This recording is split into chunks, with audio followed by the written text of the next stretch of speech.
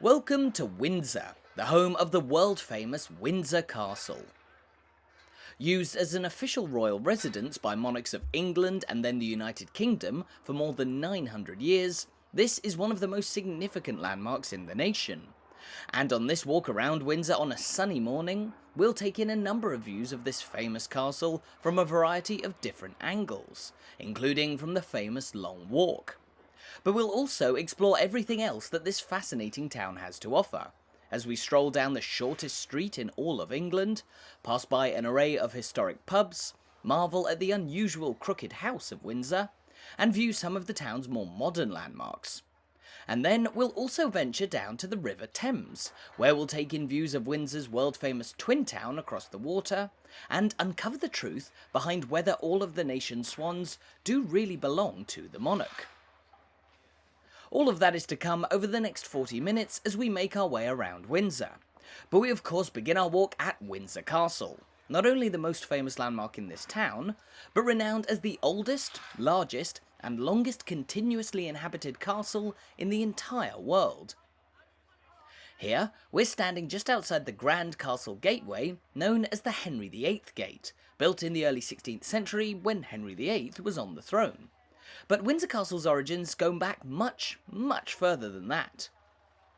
Now a huge palace cum fortress spanning more than 13 acres, Windsor Castle actually began life as a more rudimentary motte and bailey castle, built on the orders of William the Conqueror around the year 1070 AD. None of that original castle remains today, and as you can see, Windsor Castle is still being refurbished and renewed more than 900 years on. But the reason that William the Conqueror chose this location to build a castle was that it was situated in a highly strategic position, on an area of high ground beside the River Thames and just 20 miles to the west of the English capital of London. Guarding the western approach to London, Windsor Castle remained a vital strategic stronghold for centuries, although nowadays it's become better known as a favoured residence of countless monarchs through history, including but certainly not limited to Queen Victoria, whose statue, erected back in 1887, stands here on the soon-to-be renovated outskirts of Windsor Castle.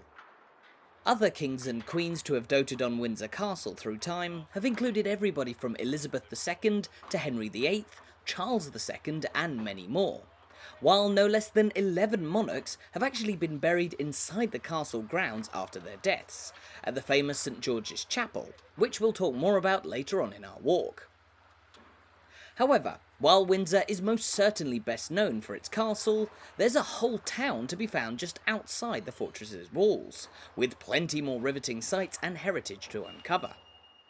Here, we find ourselves on Windsor High Street, the main road through the modern town, which is dominated by this, the Grand Guildhall, a majestic building which dates back more than 300 years to 1689, and which serves as Windsor's town hall. Designed by the great architect Sir Christopher Wren, who was of course behind St Paul's Cathedral in London, the Guildhall also features an open space on its ground floor that was historically used as the venue for the town's corn market.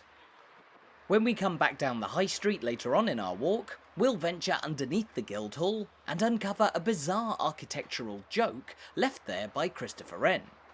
But speaking of strange building work, the Guildhall is neighboured just here by one of Windsor's most famously unusual buildings, the so-called Crooked House.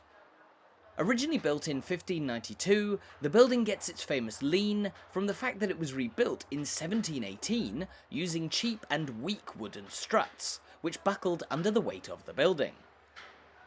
But the crook that created has inadvertently made the Crooked House one of Windsor's most popular landmarks, and for a long time you could also go inside and sample a cup of tea at what was reported to be the oldest tea house in all of England,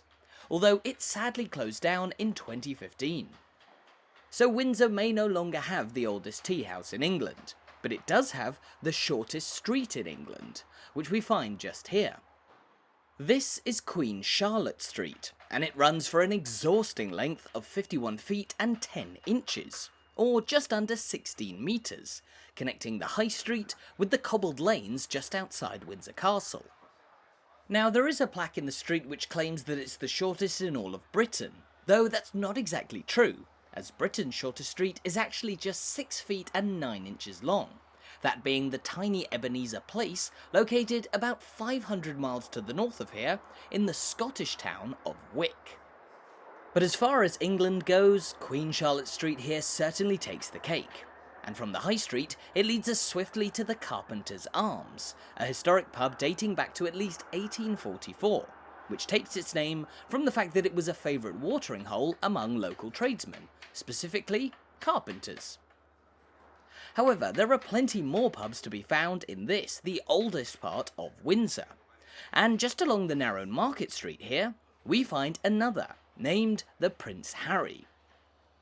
This has been a tavern since at least 1689,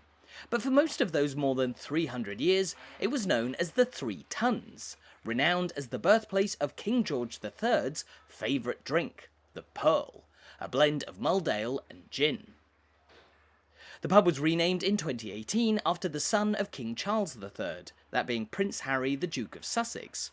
But the pub building is actually much older, originally built in 1518 as the town's original Guildhall, playing host to Windsor's local government until Christopher Wren's Guildhall was opened on the High Street in 1689.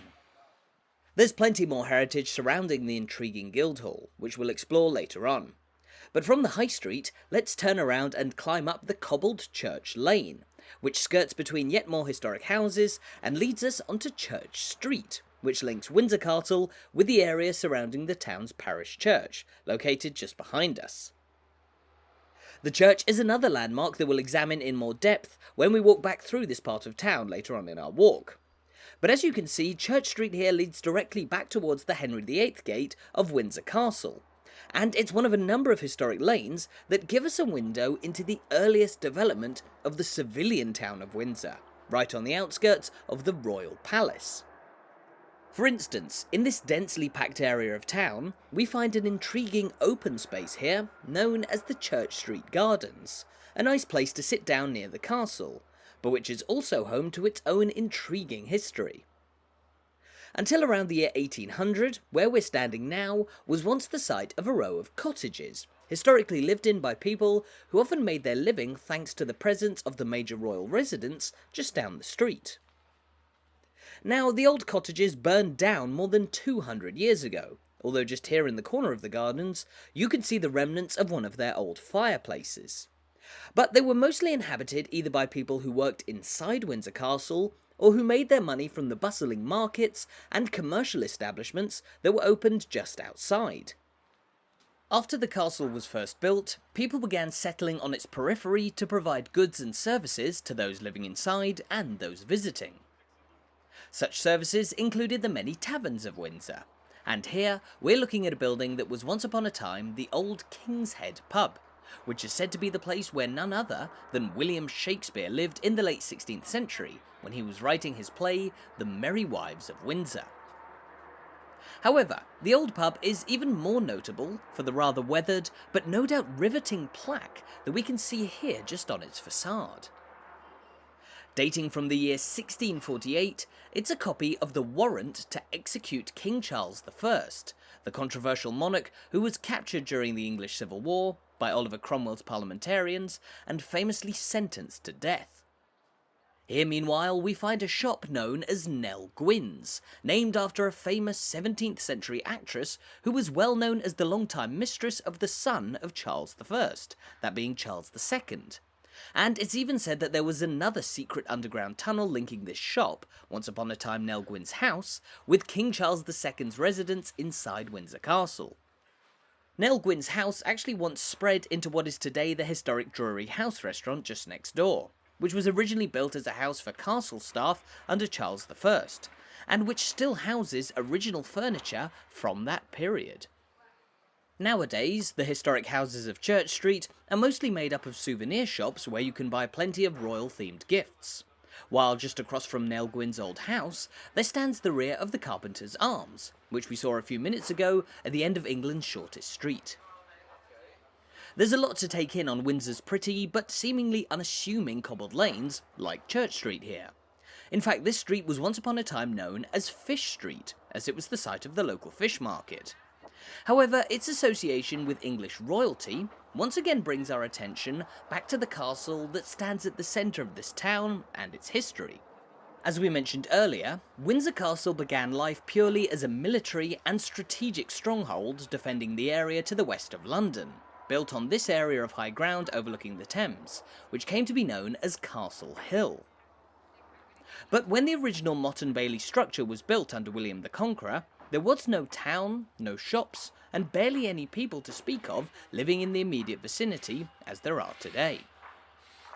We know that the castle gave birth to this civilian community which settled on its outskirts, but the town that blossomed actually came to be known as New Windsor, the reason being that there was already a village known as Windsor on the riverside about 2 miles to the southeast of Castle Hill. The quaint medieval village of Windsor was in itself already rather significant, once home to a royal palace that belonged to the Saxon kings of England. But as New Windsor here quickly rose to become one of the most important places in the country after 1066, it came to be known simply as Windsor, while the neighbouring village became Old Windsor. Home to more than 30,000 people today, Windsor remains one of the largest towns in the county of Berkshire, and it's continued to grow in size in the modern day owing to its proximity to London, with many locals here commuting to work in the capital, and many tourists already in the capital travelling here on day trips. Most of course come to see the castle, but historically many people also came to explore the town itself, including popular shopping streets like the one we're walking down here. This is Peascod Street, so named as it was once upon a time a place where peas were grown by local farmers. But for much of the last few hundred years, it's been an important street in Windsor, leading up towards Castle Hill from the west.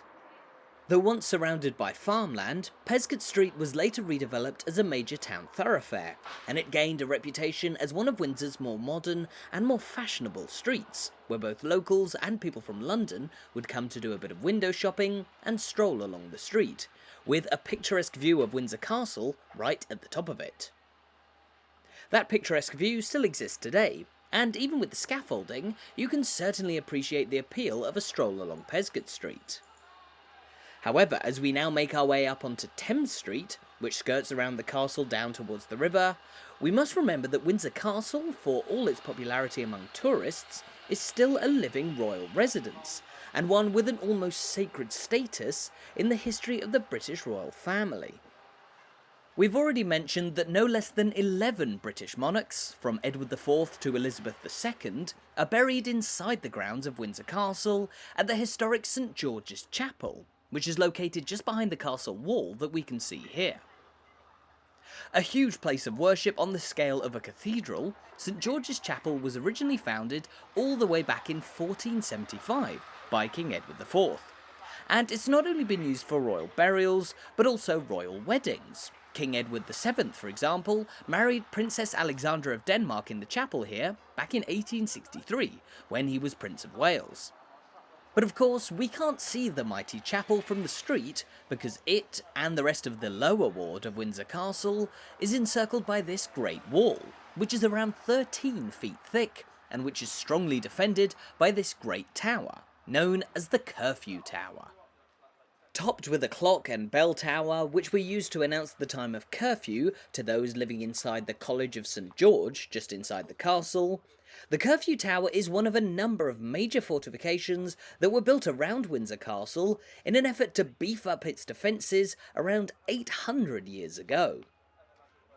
During the reign of the infamous King John in the early 13th century, Windsor Castle had been subjected to a number of great sieges by rebel barons, and so it was judged that this major royal fortress needed stronger and more modern defences, the Curfew Tower being probably the most formidable of all.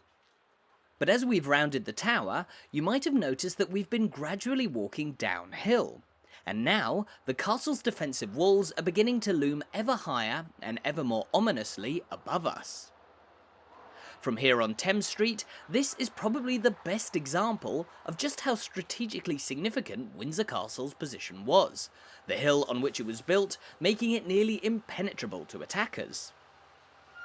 That security, though not entirely bulletproof through history, was one of the reasons that Windsor Castle was so beloved to such a long succession of monarchs, particularly as a relaxing retreat from their main palaces in London.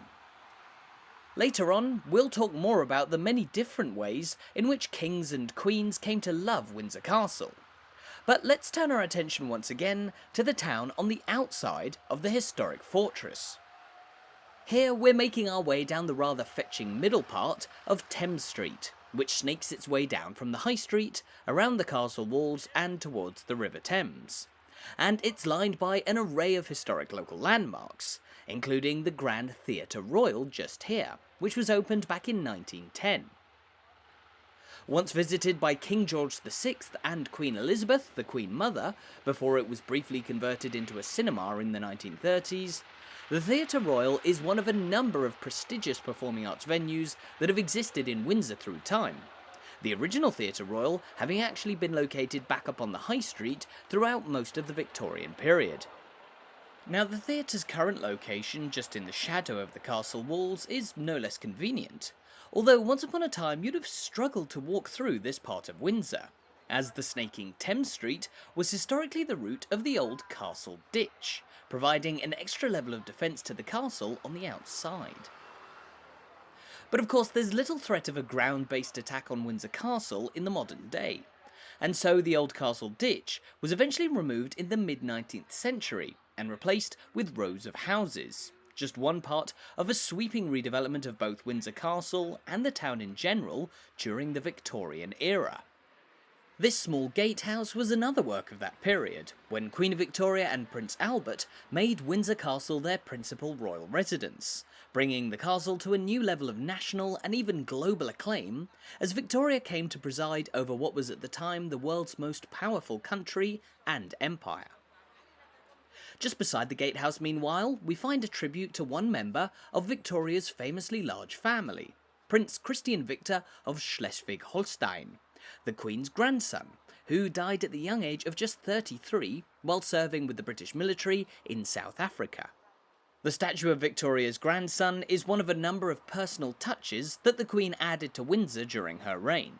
although despite it being her primary royal residence, she was famously not all that keen on residing at Windsor Castle, even likening it to a prison. Victoria much preferred to spend her time up at Balmoral Castle in Scotland and Osborne House on the Isle of Wight, although Windsor Castle, located right next to London, was the place where she conducted most of her official business, hosting dignitaries from around the world. And it was also where she lived in relative isolation for most of the time following the death of her husband Prince Albert. She was often even referred to by the people as the Widow of Windsor. Here, meanwhile, we're passing by a monumental fountain that was unveiled in 1937 and dedicated in memory of King George V, another grandson of Queen Victoria, and another monarch who used Windsor Castle extensively during his reign. As we've mentioned, most English and British monarchs have had a close association with Windsor Castle. In recent years, particularly under Elizabeth II, it's been at the forefront of the British royal family's image. But that wasn't always the case, as it was largely ignored by the likes of George I and George II, who preferred to stay in the thick of the action at their palaces in London in the early 18th century. Windsor Castle has of course provided monarchs with a bit more peace and quiet than the likes of Buckingham Palace in London. But this town is far from a sleepy backwater. In fact, Windsor has long been home to its own bustling social scene, just under the nose of the monarchy. Just up ahead on the left side of Thames Street, we can see a grand brick building that was once upon a time a hub of local social activity. In the 18th century, this building, known as the Old House, was owned by the wealthy Cheshire family, and they were known for hosting some of the liveliest parties in all of Windsor, which attracted members of the upper classes from all over the country. It's now a hotel, known as the Sir Christopher Wren, after the alleged fact that it was once the great architect's house, although there's no evidence to support that claim. What we do know, however, is that Christopher Wren certainly did spend a lot of time in Windsor in his boyhood years, as his father worked as the Dean of St George's Chapel at the castle, and as such a young Wren would have likely spent many a day wandering down from the town centre to the picturesque banks of the river which flows past Windsor, the River Thames. The River Thames, Britain's second longest river, provides the border between Windsor and another historic town that you might have heard of. Just across the river on the other side of this footbridge, you'll find the much smaller town of Eton, home to the world-famous school which has produced no less than 20 British Prime Ministers through history, and also has its own captivating local heritage. Now, if you are visiting Windsor, it's well worth taking the time to cross over the Thames and take a walk around Eton too. We'll leave that for another video, but it's no coincidence that one of the country's oldest and most prestigious schools is located quite literally a stone's throw away from a historic seat of the monarchy.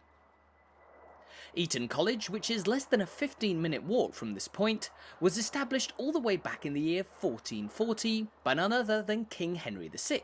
who designed it as a charity school for poor boys to be educated and then sent off to King's College at the University of Cambridge, which the King also founded. This was the beginning of Eton's famous reputation for academia and its link to one of the most prestigious university colleges at Cambridge. And as well as having been the place of education for many British politicians through history, in recent years, countless members of the royal family too have also studied there, most notably including the current heir to the throne, Prince William. And for centuries, Eton and Windsor have been linked by this bridge, which in its current form dates from 1824, although which is thought to have a much longer history. The very first bridge crossing the Thames at this point, originally built sometime around the 12th century, when Windsor Castle was cementing itself as a highly significant point of settlement. The town of Eton across the river, originally a hamlet, only grew in size and stature a few centuries later upon the foundation of the school. But while the two towns on both sides of the Thames here are filled with riveting heritage, the river itself is also a place where we can actually get to the bottom of one of the most famous royal myths in Britain today. You'll always find flocks of swans on the Thames here at Windsor, and this fierce species of waterfowl is of course famously associated with the British royal family, particularly in the common belief that the king owns all of the swans in the land. Surprisingly, there's quite a lot of truth behind this myth, though it's a bit of an oversimplification to say that the king owns all of these beautiful birds in the country. Specifically, the British monarch is recognised as the Seigneur of the Swans, which literally means Lord of the Swans. And since the 12th century, they've been the direct owner of all unmarked, mute swans swimming in the kingdom's open waters. But what exactly do we mean by this? And why on earth did this situation come about? Well, as we now begin to make our way away from the River Thames and back into the heart of Windsor, to understand the unusual link between royalty and the nation's swans, we need to take a quick look back at the history of the birds in Britain. First things first, mute swans refers quite simply to the most common type of swan in this country, the kind that we were just looking at on the Thames. And they take their name from the simple fact that they're generally a little less screechy than other species of swan from around the world. But for a long time, swans were seen as a prized food, famously served in the centre of the table at grand medieval banquets. It's even said that King Henry III had 40 swans ordered to be on the table as part of his Christmas celebrations back in 1247. However, as swans are notoriously tough to domesticate and therefore farm, there were few people who owned the animals directly, as they were able to fly away from any private land and onto common land or the open waters of the nation. This is where the monarchy comes in, because sometime around the late 12th century, it was reported that swans were being seized in the name of the king, who took ownership of these prized birds and would only allow others to hunt them with his express permission. The way this was done was by selling hunters a swan mark, quite literally a mark that was carved into the beaks of swans all over the nation, and which demonstrated a kind of licensed ownership of any given bird. Because if you were caught hunting an unmarked swan, or one that didn't belong to you, this was considered a serious crime, with serious repercussions. Nowadays though, as swan meat is less popular around the country, only 3 companies have retained their old swan licences, and as such a large number of swans around the country are now unmarked, therefore meaning that they're owned by the monarch. So next time you encounter a swan on open water, there's a good chance that it is the property of the king, and therefore best to steer clear of if you don't want to end up in the Tower of London. Now, as you'll have noticed, we've made our way back onto the sloping Thames Street just outside the Curfew Tower of Windsor Castle, across the road from which there's an interesting and often overlooked local landmark to be found. Just here we find a relatively new pub named the King and Castle, and it takes its name from Windsor Castle across the road, and a small bust of a former British king that you'll find just next door, depicting King Edward VII. The bust of the king stands over an archway known as the King Edward VII Gateway, which was opened back in 1921 in this row of shops, and which leads to a staircase that provides an easy link from the town centre to Windsor's delightful riverside parks, a lovely place to relax by the Thames on a sunny day like today. But developments like the King Edward VII Gateway are fairly new in the scope of Windsor's lengthy history. As we mentioned, houses were only built along Thames Street in the mid-19th century, when they replaced the old castle ditch, and as such Windsor today looks vastly different and far more built up than it did for most of its history, which has arguably robbed the castle of some of that peace and quiet that many monarchs so loved it for. In fact, as one of the most popular tourist destinations in the country today, Windsor, especially for a town of its size, is almost always busy with people, whether that be on days when the castle is open to explore, or when members of the royal family are in town. The royal presence is of course keenly felt all over Windsor to this day, and as we've already seen, plenty of local establishments are named after members of the current royal family, such as the Duchess of Cambridge pub here, of course named in honour of Kate Middleton, the current Princess of Wales, and which opened back in 2011, the year of her marriage to Prince William. Many local pubs, old and new, today do a roaring trade serving locals and tourists looking for a quintessentially British day out. But beyond its royal heritage, just off the town's main road here, you'll find one of the most striking spots in Windsor, and a symbol of the town's great railway heritage. This monumental archway, known as the Jubilee Arch, was built back in 1897 on the occasion of Queen Victoria's Diamond Jubilee, and it today serves as the entrance to a delightful shopping arcade. Although, as you can probably tell from its design, this was once upon a time a railway station, the town's central railway station no less. Originally opened back in 1849, this station was linked to the Great Western Railway on a branch line from the nearby town of Slough. And as rail travel became more popular during the Victorian period, even royals travelling to and from Windsor Castle used this station. Queen Victoria even had her own private waiting room here for trips that would take her back and forth towards London. Over the years, and after the building of the M4 motorway from London, which passes right by Windsor, this central railway station began to fall out of favour, and it was converted into a space for royal-themed exhibitions for much of the late 20th century, complete with some rather spooky wax figures and animatronics. Later on in 1997, though, it became the shopping centre that we know today, although one tiny railway platform does still remain in operation just around the corner from here, still served by trains on the line from Slough. But as the old station was conveniently located just a few feet away from the castle, it did bring a lot of people into Windsor over the years, people who often needed places to stay. Unless you were a guest of royalty, you wouldn't be staying in the castle, but you could get close, as large hotels like the Hart and Garter here were opened in the 19th century, providing overnight visitors to Windsor with a highly desirable view over the High Street and the castle walls. Again, it's impossible to ignore the presence of this immense castle wherever you are in this relatively small town. And we'll now make our way around to the other side of Windsor to take a look at the castle from a rather different angle, on the peaceful surroundings of the spectacular Long Walk, where we'll be ending our walk for today in around 15 minutes' time. But to get there, we need to take a walk down Windsor's historic High Street once again. Lined with a wealth of historic buildings, some of which we've already discussed, the High Street is the grandest road in town. But if you look closely, it's a street which also holds some rather interesting secrets. Opposite a row of yet more hotels is of course the majestic Guildhall, which stands atop Windsor's historic covered marketplace. But look at the top of these columns in the middle of the old market. They don't actually touch the ceiling. And that is a deliberate joke that was left in the building by none other than Sir Christopher Wren, the architect.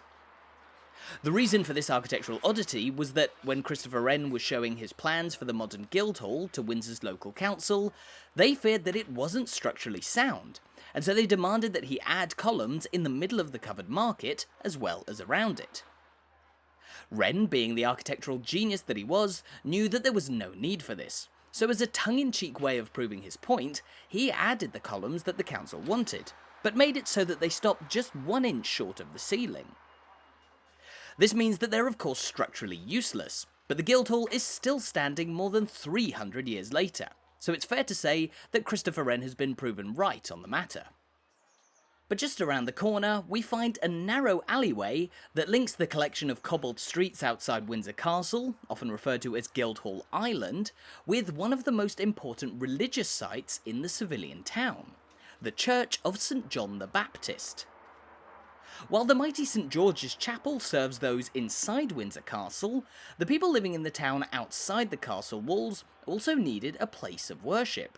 And that came in the form of this church, which was originally founded back in the early 12th century, just a few decades after the castle was first built, and as the civilian town began to develop around it.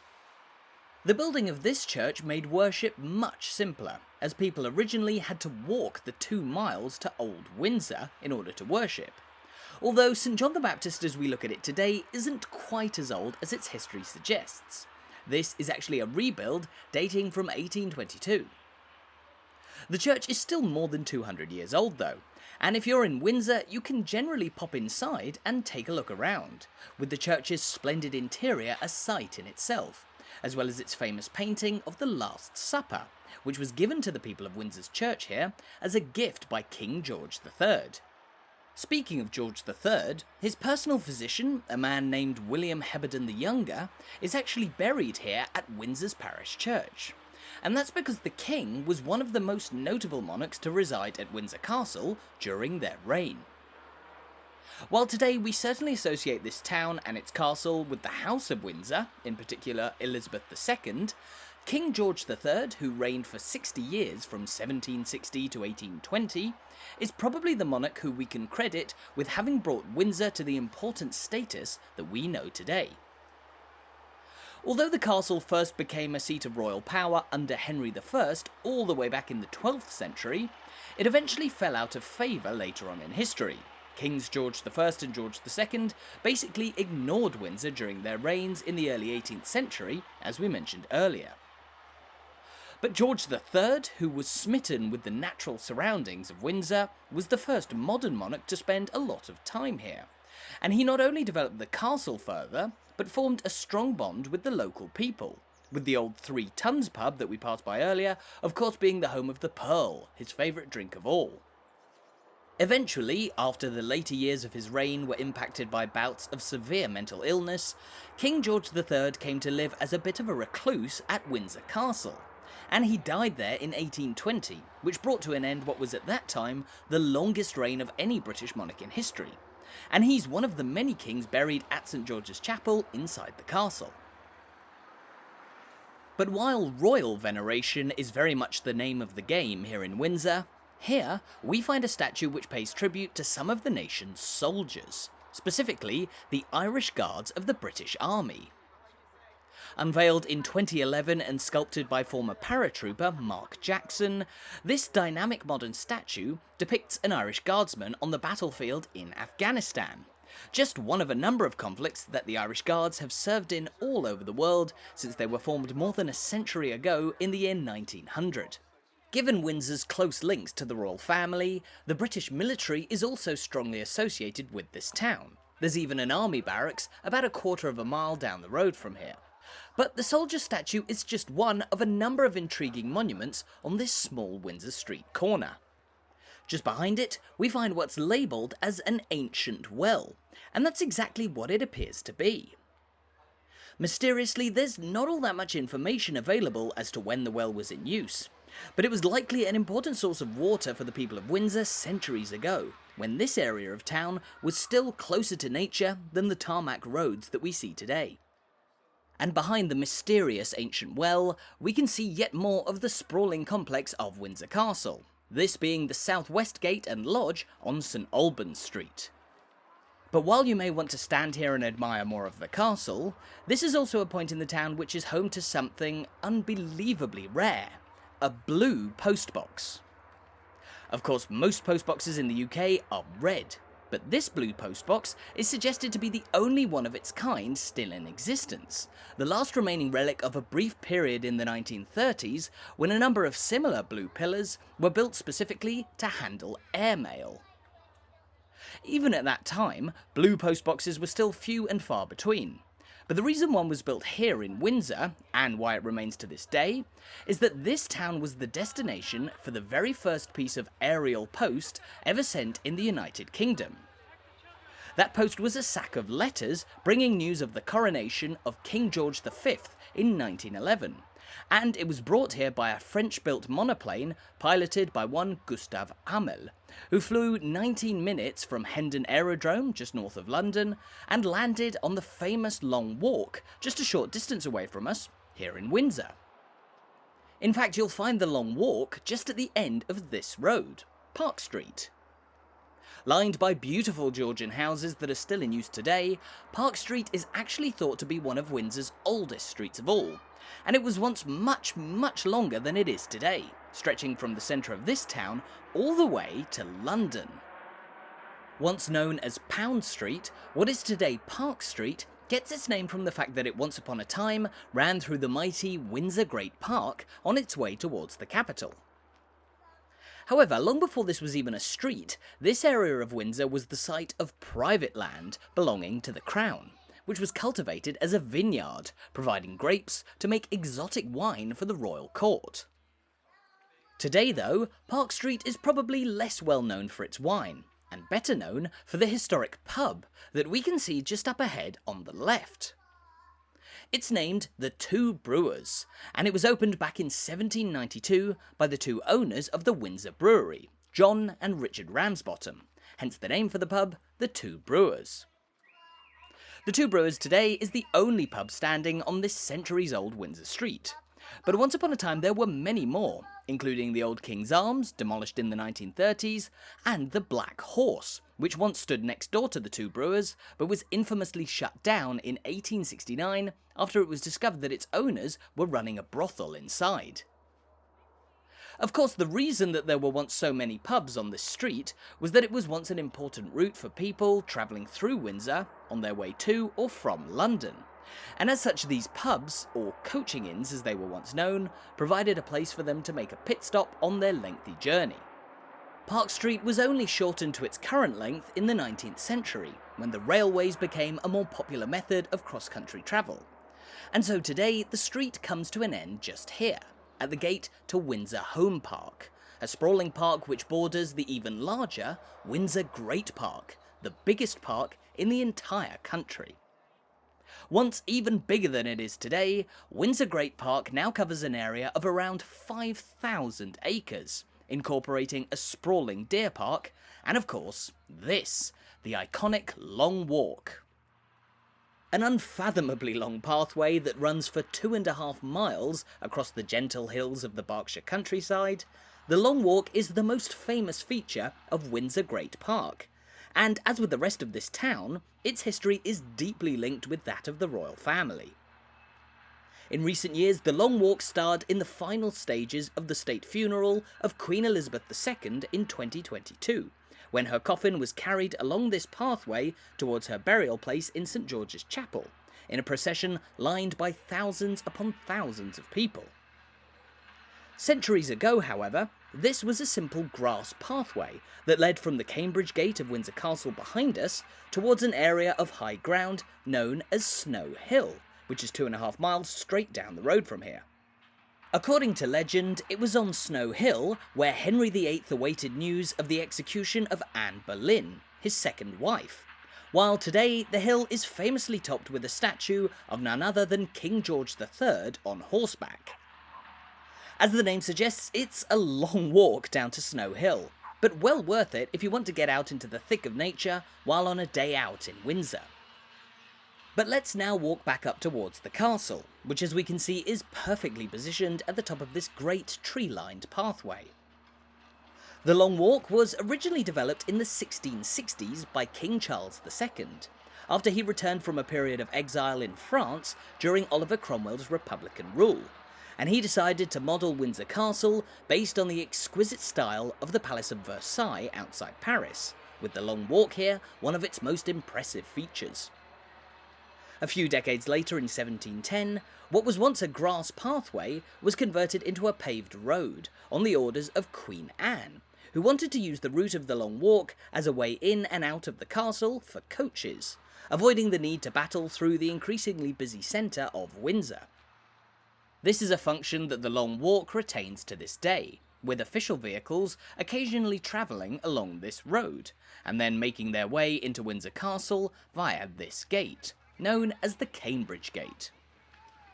The Cambridge Gate is an outer gate which separates the area of Windsor, which is almost always accessible to the public, from the grounds of Windsor Castle.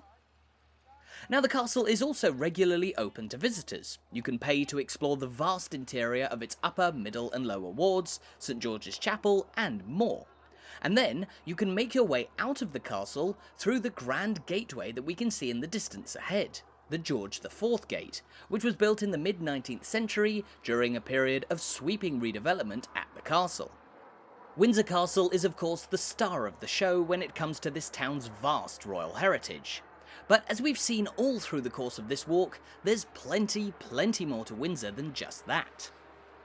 Intrinsically linked to the British monarchy, every king and queen since 1066 can claim to have had an impact of their own on the town of Windsor during their reign. Having found its origins when the castle was first built by William the Conqueror more than 900 years ago, the historic town of Windsor here has changed immeasurably through time, but it's home to an exceptional wealth of heritage wherever you look. And while we've strolled along streets once trodden by medieval monarchs, passed by the burial place of no less than 11 of the nation's kings and queens, and discovered the truth behind some of the most famous stories of the British royal family, we've only just scratched the surface of Windsor's illustrious history over the course of this tour. However, I'll leave all of that for you to discover when you come to visit Windsor for yourself, as it's here at the top of the Long Walk that we bring our walk to an end. Thank you so much for watching this video. I really hope you enjoyed it, and I hope you're looking forward to visiting Windsor for yourself sometime soon.